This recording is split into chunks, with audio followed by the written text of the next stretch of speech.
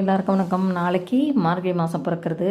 பெருமாள் கோயில், சிவன் கோயில் எல்லா இடத்துலையும் தினப்படி பூஜை, அபிஷேகம் எல்லாம் நடக்கும். நம்ம எல்லாரும் காலங்கார்த்தால் குளிச்சுட்டு கோயிலுக்கு போவோம். அப்போது வாசனையாக ஒரு பிரசாதம் கொடுப்பா, வெண்பொங்கல். அதை மாதிரி நம்ம எவ்வளோ ஆற்றுல பண்ணாலும் வராது. நான் அதே டேஸ்ட்டில் எப்படி வெண்பொங்கல் தயார் பண்ணணும்னு இப்போ உங்களுக்கு பண்ணி காமிக்க போகிறேன்.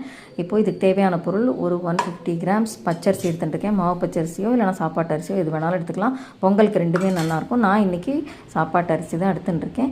ஒரு 50 கிராம்ஸ் பருப்பு எடுத்துட்டுருக்கேன். அதுக்கப்புறம் ஒரு 2லேருந்து 3 டேபிள் ஸ்பூன் நெய் வேணும். அதுக்கப்புறம் ஒரு டீஸ்பூன் ஜீரகம், ஒரு டீஸ்பூன் மிளகு, ஒரு 4-5 முந்திரி பருப்பு, ஒரு கொத்து கருவேப்பிலை, ஒரு துண்டு இஞ்சி, அப்புறம் ஒரு அரை டீஸ்பூன் பெருங்காயம் நான் அதில் ஆட் பண்ணி அதையும் வச்சுருக்கேன். அதுக்கப்புறம் ஒரு அரை கப்பு பால் எடுத்து வச்சுருக்கேன். அதுதான் இந்த சீக்ரெட் இன்க்ரீடியன்ட். கோயில் பிரசாதம் மாதிரியே இருக்கும். இதை ஆட் பண்ணால் இது எப்போ பண்ணணும்னு நான் சொல்கிறேன். இப்போ அடுப்பில் ஒரு கடாயை வச்சு அதில் இந்த அரிசியை முதல்ல போட்டு லேசாக ஒரு பிரட்டிட்டு அதுக்கப்புறம் பைத்தம்பருப்பையும் போட்டு லேசாக வாசனை வர வரைக்கும் பிரட்டிக்கோங்க. ரொம்ப வறுத்துடக்கூடாது.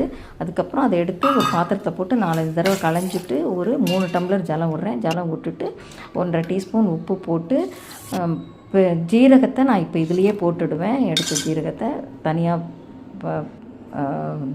தாளித்து கொட்டும்போது போட மாட்டேன், இதிலேயே போட்டுட்டு அதுக்கப்புறம் 2 டீஸ்பூன் நெய் போட்டு எல்லாத்தையும் கலந்துட்டு ஒரு தட்டு போட்டு மூடி குக்கருக்குள்ளே வச்சு ஒரு 4-5 விசில் விட்டு அதுக்கப்புறம் ஒரு 2-3 நிமிஷம் சிம்மில் வச்சு குழைய வேக வச்சு எடுத்துக்கணும். அது ரெடி ஆகட்டும். இப்போது நான் இந்த மிளகுல பாதிக்கு மேலே எடுத்து நல்லா தட்டி வச்சுட்டேன். ஏன்னா குழந்தைகள்லாம் சாப்பிடாமல் பொறுக்கி வச்சுடுவா.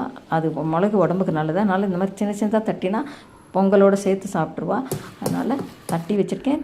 இஞ்சியையும் நான் நல்லா துருவி வச்சுட்டேன். ஏன்னா இஞ்சியும் துண்டாக இருந்தால் சாப்பிடாமல் எடுத்து வச்சுருவா.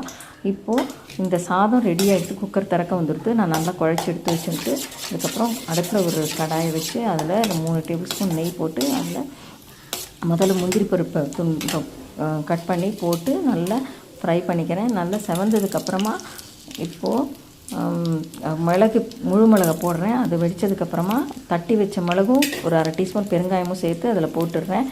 போட்டுட்டு அதுக்கப்புறம் கருவேப்பிலையை போட்டுட்டு இஞ்சி துருவி வச்சதையும் போட்டு நல்லா அதெல்லாம் செவந்து வந்ததுக்கப்புறமா இப்போது அந்த சாதம் குழச்சி வச்சுருக்கோம் இல்லையா பொங்கல், அதை எடுத்து இதில் போடணும். போட்டு இப்போது நீங்கள் அந்த அரை கப்பு பால் எடுத்து வச்சதை விட்டு நல்லா கலரிடணும். அப்படியே கோயில் பிரசாதம் மாதிரியே தளதளன்னு வந்துடுது பாருங்கோ.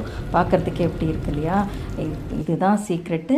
ரொம்ப நல்லாயிருக்கும். இந்த ரெசிபி எல்லோரும் ட்ரை பண்ணி பாருங்கோ. சுவாமிக்கு நைவேத்தியம் பண்ணணும். எல்லோரும் நீங்கள் பண்ணிவிட்டு எப்படி இருந்ததுன்னு கமெண்ட் பாக்ஸில் சொல்லுங்கள். இந்த ரெசிபி உங்களுக்கு பிடிச்சிருந்தா லைக் பண்ணுங்க, ஷேர் பண்ணுங்க, சப்ஸ்கிரைப் பண்ணுங்க. தேங்க்யூ. Happy cooking.